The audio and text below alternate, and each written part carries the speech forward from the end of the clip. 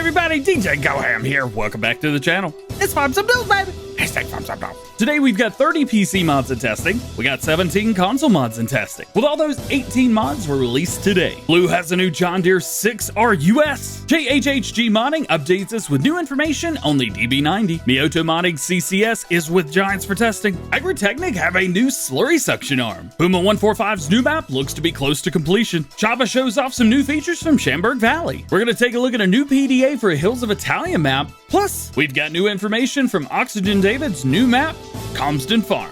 Let's check it out. In testing for PC, we have the 4080 ADR axle hubs, background tree arrays, better helpers limit, Bezbakawo, big prefab pack, colored beacon lights, cultivator CVACN, cutter trailer 25 to 45 feet, European street sides, garage, Howard top block console, Chrome TX 560D, Hume slurry tanker 28 meters squared, license plates, Lizard 8-foot roller, Massey Ferguson 200 series, Mesco Z133, National Valley, offset mass holder, pallet order, Petite France, Accord KMR 2400L Evo Plus, road barrier kit, shop search, to do 8000, 30x20 warehouse, WCM UMM EX, way station, and Oak Hill. In testing for consoles, we have Bucks County PA still in testing, Case IH AFS Connect Steiger series, John Deere 750A, Cokerling Sternopack pack, Verlin PB100, Rice Fields of the North, Lizard Gigante 22000 BR, Lizard KUS 3.0B, Lizard SA2074, Machine Shelter Small, MTS 11, New Holland T7 Series, Old Lizard Car Trailer Pack, Robert F2800, Timber Runner for Unitrack, Trailer Vivencia, and the White Bull Modding Medtrek H6. With all that being said, we still have 71 mods sitting waiting to be tested,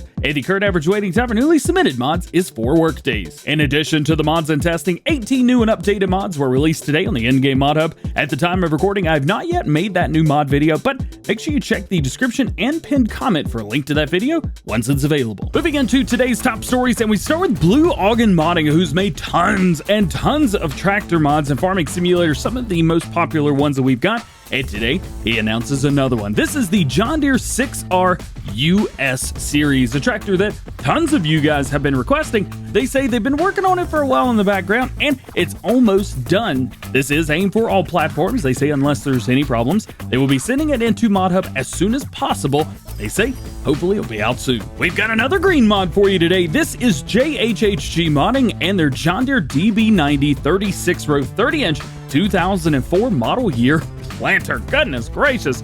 They say you've probably been curious on what is going to be new. Well, the hydraulic and vacuum hoses, every single hydraulic cylinder already have 2 dynamic hoses straight to the whole hydraulic system of the planter. The same thing with the vacuum hoses and vacuum system as well. All hoses are created by the XML scripting and programming, so they do not affect the poly count. So that equals more detail, which can be kept for console version, as well as pressure cylinders for the row units, since now every single row unit has its own separated scripted pressure quote-unquote cylinder, which true working on difficult terrain, pushing the limit to the ground using downforce like on a real-life planter would, which is great. More detail on this in the future. Say they'll be seeing an upcoming short video, the DB120 and the DB90. As far as the ridge markers, they have been reworked.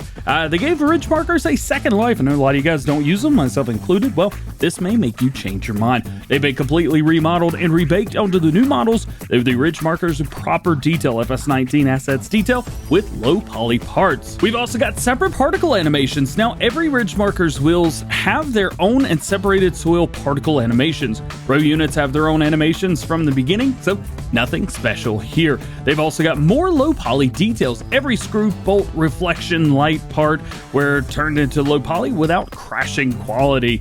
They've got, say, less poly count equals more space for console configurations without dozens of extra loaded i3D parts. And finally, the hydraulic pressure indicators. Next, we hear from Miyoto Modding regarding their John Deere CCS 2113 planter. They say loading. So this is a translation, unfortunately. My guess to this would be it has been sent off for testing. This planter has been submitted for testing, I assume, for all platforms. I know a lot of you guys love the big John Deeres, but some of you guys like the more medium-sized stuff as well, myself included. This is going to fit the bill perfect. A little while ago, Agritechnic Nordival teased something very interesting, a front-mounted suction arm. They say, well, today they introduced us to the Samson FAP, of course it would be called that, the front suction arm, which they briefly showed a long time ago. The model and the associated script are now ready and waiting to be tested. They will also offer a special PG25 to match the suction arm, which is already suitable for use with the arm itself, and they will work perfectly together. Find out which slurry tanks are supported before the release. As far as this, they say it is going to work with the prepared sprayers and sprayers, things like that. It's going to cost you $19,900, and you'll be able to change up the main color. Puma145 looks to be getting closer to finishing their new map, Mezovian. This is currently about 96% or so completed, at least as of, I think it was yesterday when they last posted about this. Beautiful area. They are known for making very beautiful and detailed maps anyway, as well as a few converts as well. I don't think this map's going to be any different. What do you guys think about these screenshots? Man, this looks good. Speaking of looking good, Shaba's new map, Chamberg Valley, is looking awesome, and this map is going to include some new features that maybe we've seen before, maybe we haven't, but these are going to be a little bit different. This is going to include factories, but those factories will be on the map itself. Yesterday they showed this off in detail in a live stream. We'll leave a link to that down in the description below, but they're going to have at least a TMR factory as well as a pig food factory. Now, unfortunately, we do not know what the third factory is as of yet. All the videos and live streams are in Spanish, I believe. Unfortunately, I do not speak Spanish, so I have no idea what he's saying. I have to read the closed captions to this. So if you found anything that you're like, oh, DJ, yeah, of course, it's this right here, hey, let me know. We've also got another new map that's being worked on as well. This one, we really don't know too much about it. It's by a modder named Marcello. I've not heard of them, so looking forward to see this one. But they say the hills of Italy, you can see the PDA right here. They say this is a map that has been made for all platforms, and they are very, very close to completion. This is pretty good looking. I like this. And lastly, today we hear from Oxygen David. He says he's still working on his map, Calmsden Farm. As you guys know, he is not making maps for ModHub anymore. My understanding is he's going to be doing the releases over on the FS UK site, so if you guys want to check that out, I'll make sure I link that down below. You can also find the update to his latest map there as well. He says he's further improved the ground textures on Calmsden by adding over 20 4K ground textures. Some of these he's added graphics called the parallax mapping, which is pretty cool. He says this is also called offset mapping or virtual displacement mapping. It is enhanced to the bump mapping or normal mapping techniques applied in textures in 3D rendering applications such as video games like what we play. To the end user, this means that the textures such as stone walls will have a more apparent depth and thus greater realism and less of an influence of the performance of the simulation. So as you can see from these screenshots, this is what we will see. Obviously, with him not making mods for ModHub anymore, none of this will be coming to consoles. I want to make that very clear straight up right off the bat. These are meant for PC only. To be fair, I think Calmsden Farm was meant for PC only to begin with. I don't think this was aimed for all platforms. That could have been changed, but that is what we know right now. And the other thing we know is that this is the end of the video. Just like every episode of FarmSim News, links to all topics discussed today can be found in the description below. There are no release dates for mods, so myself nor anyone else knows when any mod is going to be released. If I did not talk about something that you're interested in or curious about, that just simply means that there's no new information at the time of recording.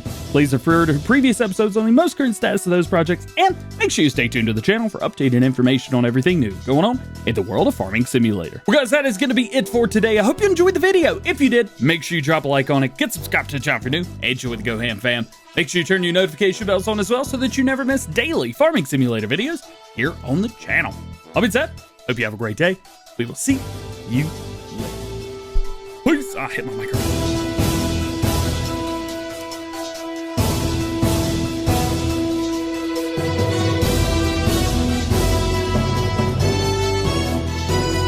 I want to give a massive, massive happy birthday to 82 Studio, Mr. David. Hey, happy birthday, dude!